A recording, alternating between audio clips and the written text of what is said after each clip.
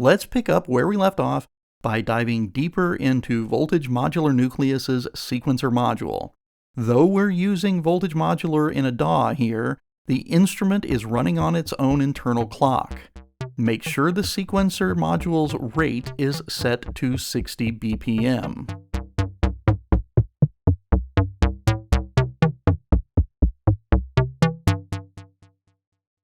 You can also sync the sequencer to your host. Go to the library and add a sync divider module to the rack.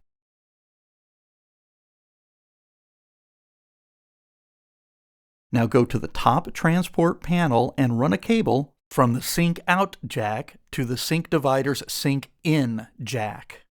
Now run a cable from the sync divider's clock out to the sequencer's external clock input. This connects your DAW's transport to the sequencer by way of the sync divider, which is used to determine the beat divisions used by the sequencer module.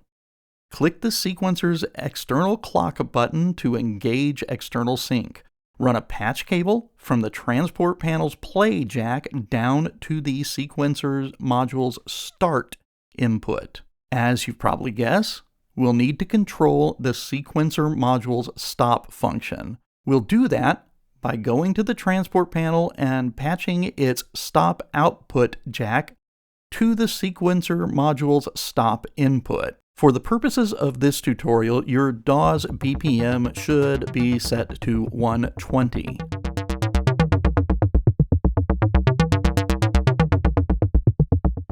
Now use the sync divider's note value switch to select 1/8.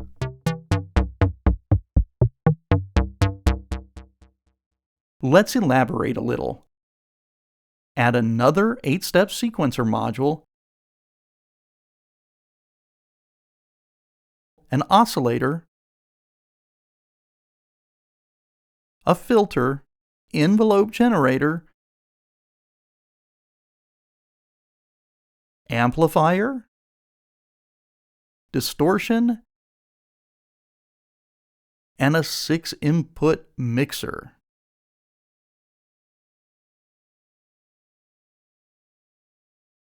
Disconnect the delay's output from the main outs and send the mixer's master output to the main outs instead. Route the delay's output to the mixer's first channel and the distortion's output to its second channel.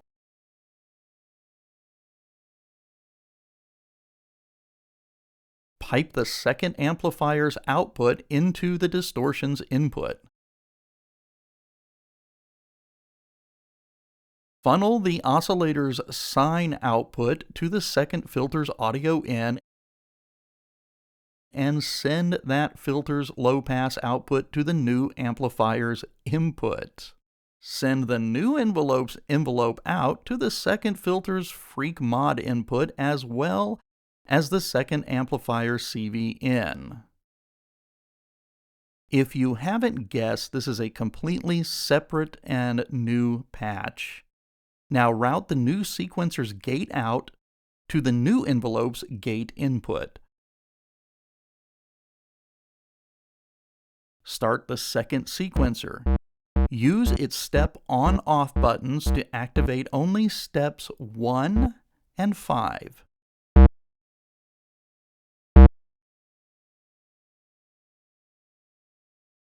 Reduce the second filter's cutoff to around 35 Hz and crank its resonance to full.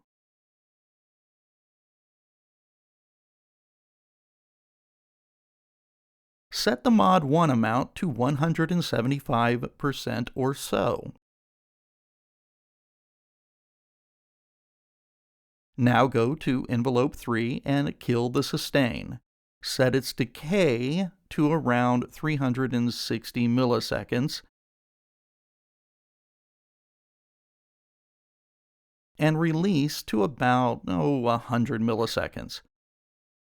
Set amplifier 2's response to exponential for more snap, and you'll have yourself a synthetic kick drum. Finally, connect the second sequencer to the transport and sync divider in the same way you did with the first sequencer.